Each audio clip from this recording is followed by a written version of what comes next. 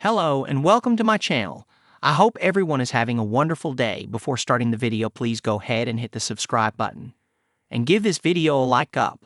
Let's go, start now. Eala stuns Swiatek in Miami, becomes first Filipina with a semifinalist. Teenage wildcard Alexandra Eala turned in the most remarkable performance so far of her history-making breakout run at the Miami Open, ousting number 2 seed Iga Swiatek 6-2. 7-5 to make the first WTA semifinal of her career. Eala overturned a 4-2 deficit in the second set.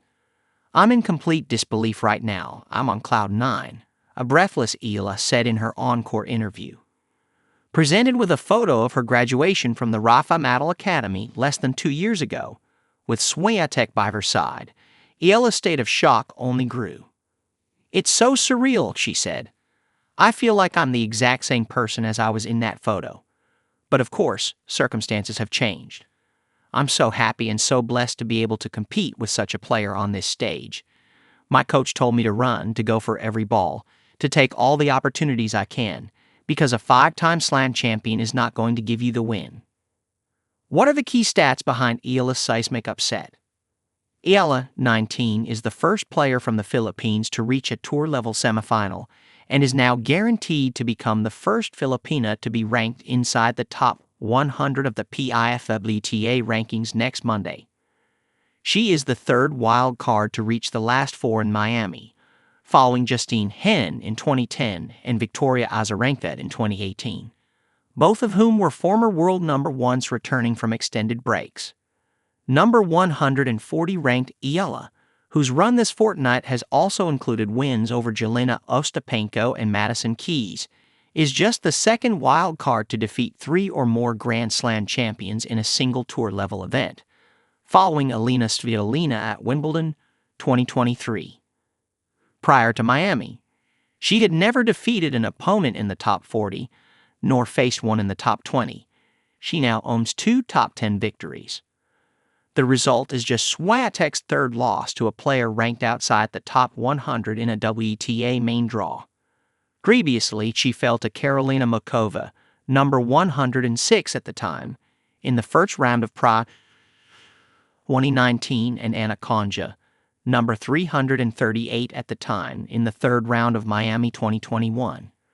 Eala will next face either number 4 seed Jessica Pegula or Emma Raducanu, as she bids to reach her first career WTA final.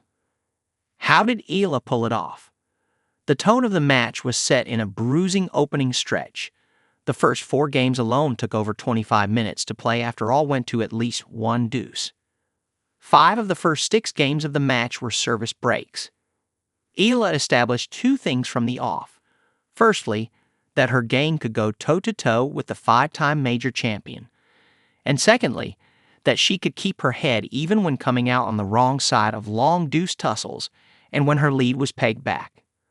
When Swiatek swatted a backhand winner to break back for 3-2, she seemed to have wrested the momentum.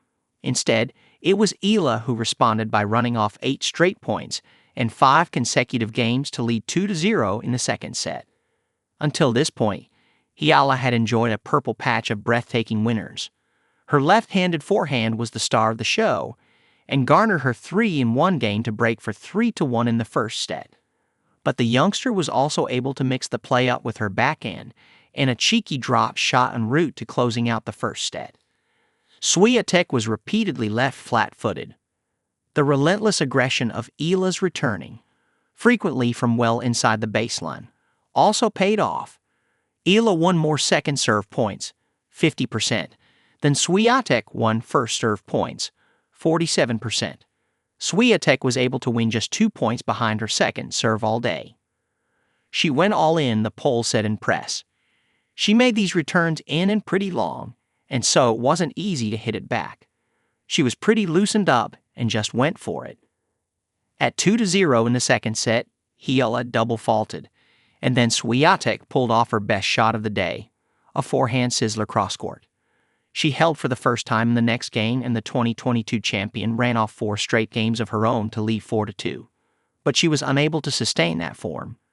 Having tallied 19 unforced errors in the first set, Swiatek contributed a further 13 in the second set. But whereas Eala's consistency and depth had played a role in eliciting those mistakes early on, the back half of the second set saw rallies become shorter and more ragged. Swiatek also failed to serve the set out at 5-4 and collapsed in the final game of the match with a trio of wild forehand errors. On Eala's first match point, the Filipina pummeled another deep return to force Swiatek's backhand over the baseline. How did Eala explain her win? Throughout Eala's press conference, the poised teenager kept returning to one word: compartmentalization. "I don't have a lot of experience on the WTA tour, that's for sure," she said. "But I do have experience with compartmentalizing. I have experience with being professional. I have no hesitation to bring that part of me out when I'm on court and when I'm in a setting that calls for professionalism." The roots of Eala's ability to separate her nerves from her point-by-point execution lie in her family background. Her mother, Rafa Nadal Academy, was a Southeast Asian Games bronze medalist in the 100 meters backstroke and then the chief financial officer for one of the Philippines' largest telecommunications companies. Her uncle, Noli Eala, is the former commissioner of the Philippine Basketball Association. "It's not something I learned in the academy," she said. "It's something I've gotten from, I guess, my experience as the things I have been through leading up to this moment. It's also something my family has guided me through, and it's part of my family's values. They are successful people in business. They are successful in their own fields and people I look up to." So disciplined was Eala about staying in the moment that, when the time came to celebrate, she looked as though she didn't know whether to scream or cry. "I couldn't decide either," she admitted. "I think I was so in the moment, and I made it a point to be in the moment every point that it's hard to realize what just happened. It's hard to realize that you won the match.